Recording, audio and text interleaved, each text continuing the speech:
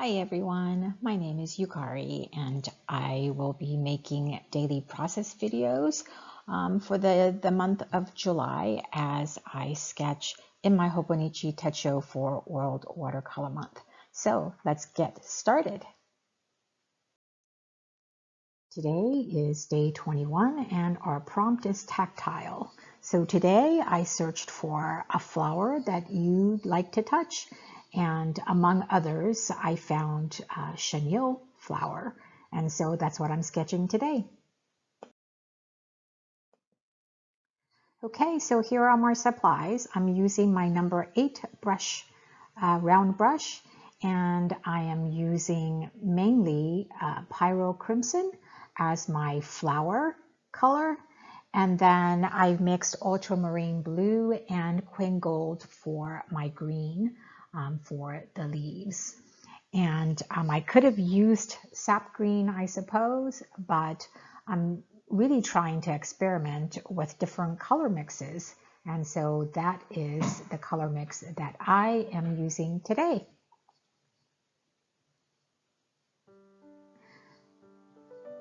And so I'm going to start with the leaves, and I'm just going to loosely place some leaf shapes. I'm going to be creating a hanging basket of chenille plant. And so just kind of lightly putting down my leaves. And I try to vary a little bit of the colors, so adding a little more ultramarine blue.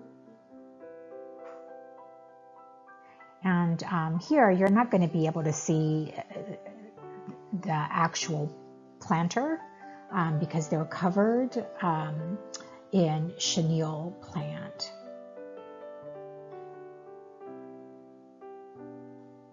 And so not a whole lot of details here. And there are two methods that I'm going to use. So here I'm just wetting part where the chenille flower is going to go. And then I am taking my red and just dotting. And sometimes if there's not a whole lot of water, but if it's wet enough, it's really a happy medium, the pigment will spread, and you want it to make it look a little fuzzy on the end. And so it looks like it's kind of achieving that. And so I'm going to do that in a couple of places. And so here I'm also scrubbing off some of the green as I am getting that part of the paper wet.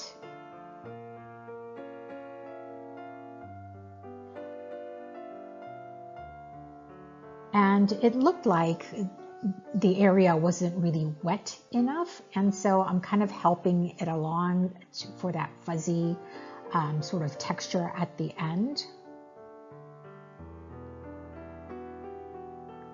So here, another area where my flower is going.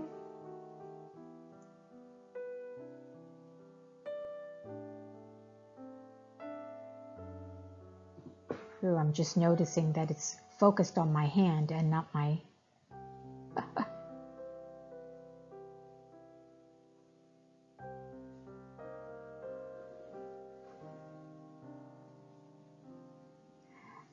And so the other way is just go directly with your paint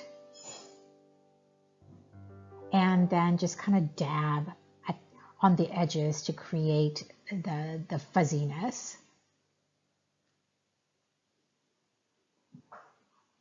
And so since that seemed to be kind of an easier way to do it, I'm going to use that method to create.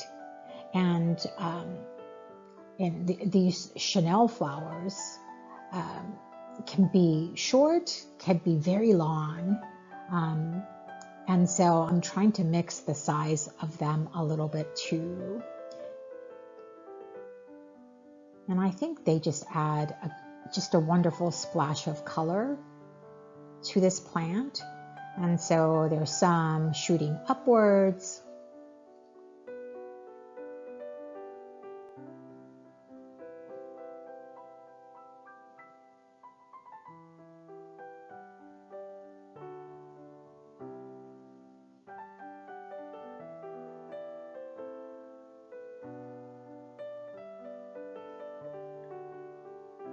So I didn't even have to scrub off the green.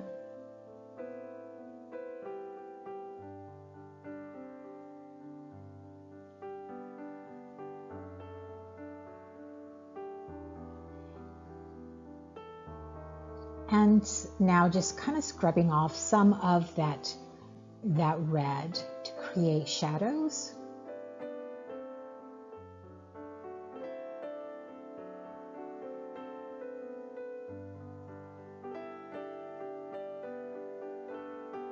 And I'm going to be working on some details for the leaves because it looks like it was just wet and all the distinct leaves.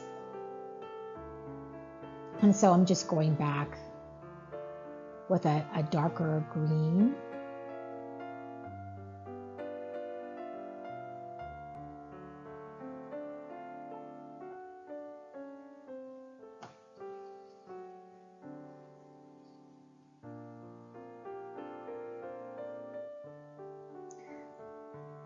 And I do apologize for the focus here. I will try to remember to put the focus on the subject and not let it do it automatically.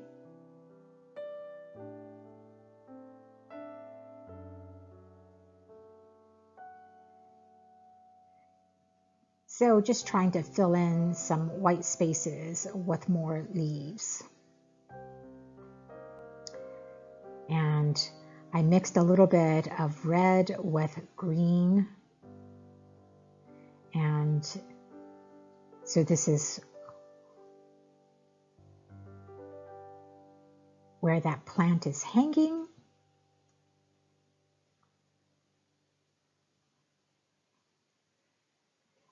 And just taking a look at my composition to see if I think we need more.